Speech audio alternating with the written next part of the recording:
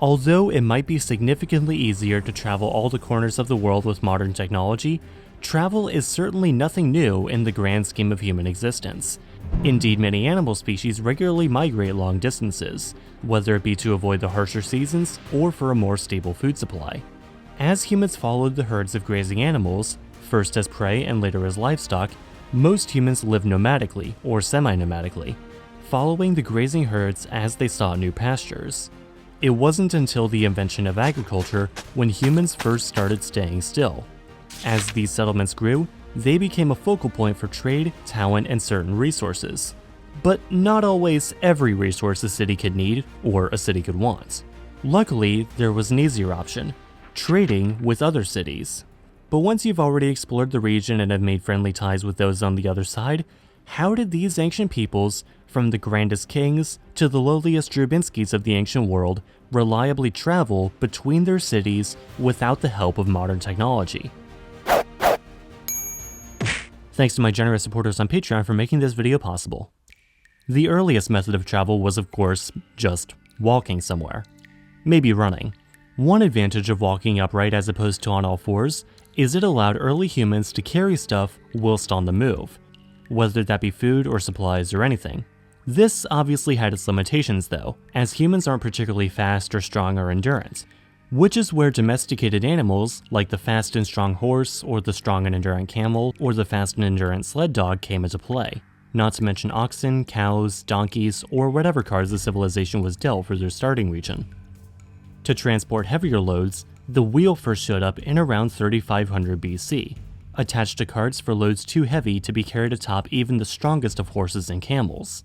This allowed people to transport heavier goods at faster speeds, but were only truly useful on flat, stable terrain. At around the same time though, sailing ships became commonplace as well. Rivers were the lifeblood of early civilizations, not just for the freshwater, but also for the easy travel they provided for merchants and traders.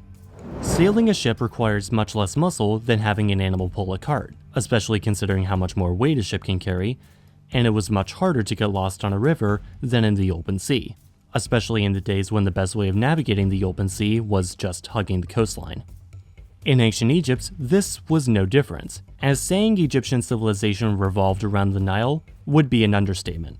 In a sense, you could say Egyptian civilization was the Nile, as it not only provided precious water at the edge of the largest hot desert in the world, but also provided an easy method of transport across the kingdom. Land travel, however, would not have been quite so strongly emphasized, as large animals we may associate with the region today, such as oxen and camels, were not introduced to Egypt until surprisingly late into their history. Camels, for instance, weren't introduced until the 7th century BC by the Assyrians, by the time the Great Pyramids at Giza were nearly 2,000 years old. Let's fast forward a couple millennia to the height of the Roman Empire. At its height in the 2nd century AD, Rome spanned the entire Mediterranean, stretching from the north of England to Jordan. One of Rome's most consequential developments, both then and now, was the system of roads it built, spanning the massive empire. 372 great roads connected the cities of the empire's 113 provinces, with more than 80,000 kilometers of stone-paved highway, and in total more than 400,000 kilometers of roadway, even further than the distance to the moon. Wait, this is in my new second channel, Celestium? The Romans were able to cover vast distances within a matter of days thanks to this road network.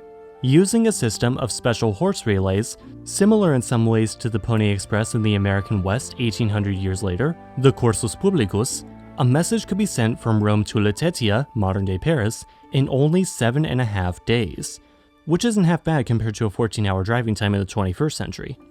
Civilians, however, wouldn't have traveled there nearly as fast, of course. Sailing first from Rome to Arelate, modern-day Arles, then taking a carriage to Lutetia would have taken more like 28 days. But it's not like your average Roman citizen would have had to simply walk the whole way. Roman civilians traveling by land would have traveled in a carriage called a raida, essentially a four-wheeled horse-drawn carriage with wooden benches, a cloth roof, if any roof at all, and a weight limit of 1,000 libra, or roughly 300 kilograms. Basically, it was like the Greyhound bus of the Roman world.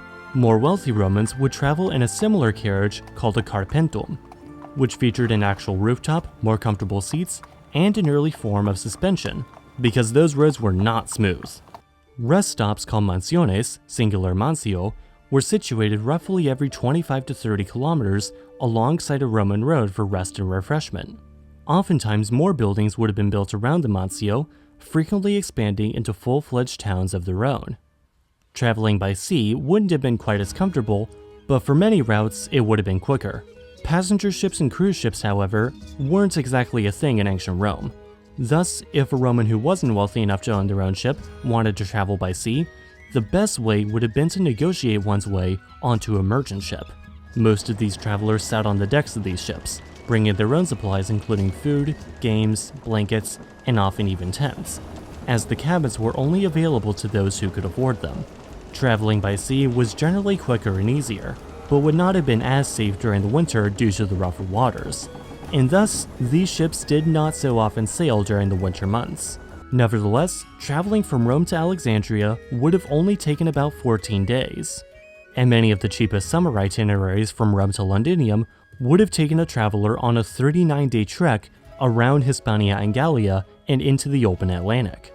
By the way, I got the estimated travel times through the website orbis.stanford.edu, linked down below, where you can calculate the quickest, shortest, or cheapest routes between two Roman cities, depending on season, method of travel, or whether you're civilian or military. Go ahead and open it in a new tab and have fun with it after this video is over, or have fun with it right now in a new tab and just leave this video playing in the background. Honestly, the watch time's probably all the same. Let's move forward another 1,000 years to the height of the Silk Road, a trade network extending from Cairo and Constantinople through Iran and Central Asia and into China, or around Arabia, India, and Malaya into China if you wanted to sail the route instead.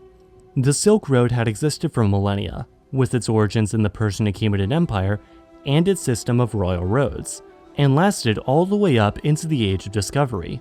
Of course, the Silk Road was not an actual road, but a series of routes between different cities connecting China to the Mediterranean.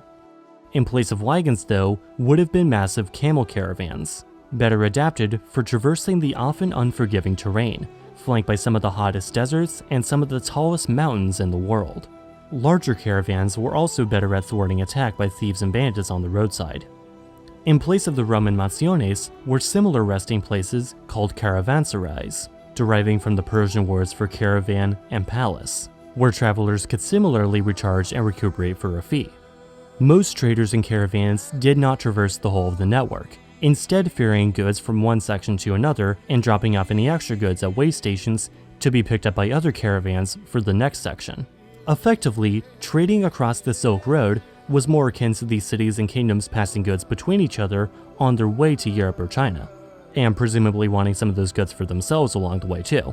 In total, it would have taken upwards of 2 years to travel the entire route, and the super long journey times through Persia and Central Asia made European and Chinese goods extremely expensive by the time they reached the other side.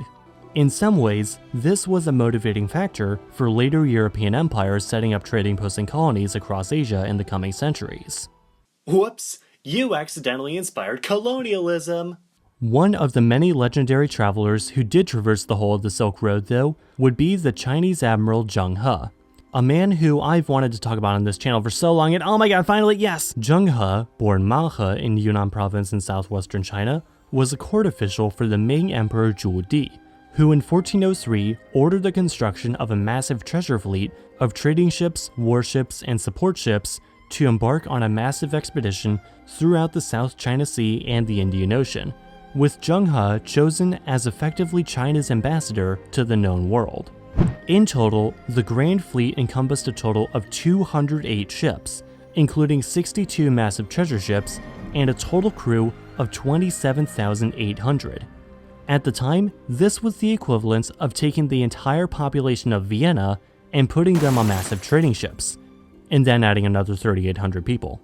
This was effectively the Ming Dynasty equivalent of global power projection, with Zheng He's 7 voyages displaying the wealth, power, and goodwill of the Middle Kingdom to the kingdoms of Southeast Asia, India, Arabia, and East Africa, with each expedition lasting somewhere around 2 to 3 years. Zheng He and fellow Silk Road travelers like Marco Polo and Ibn Battuta were each a lot of different things, but something they were not were explorers. Europe, China, and the Arab world all had a decent knowledge of Eurasia and northern and eastern Africa by this time, even if they might not have known much about what exactly lay in these lands. And their stories remain legendary, not because they were the only ones to make these journeys, far from it, but their travels helped bridge gaps between distant cultures. Something most people can actually do today, once the pandemic actually ends. And if you can afford a plane ticket.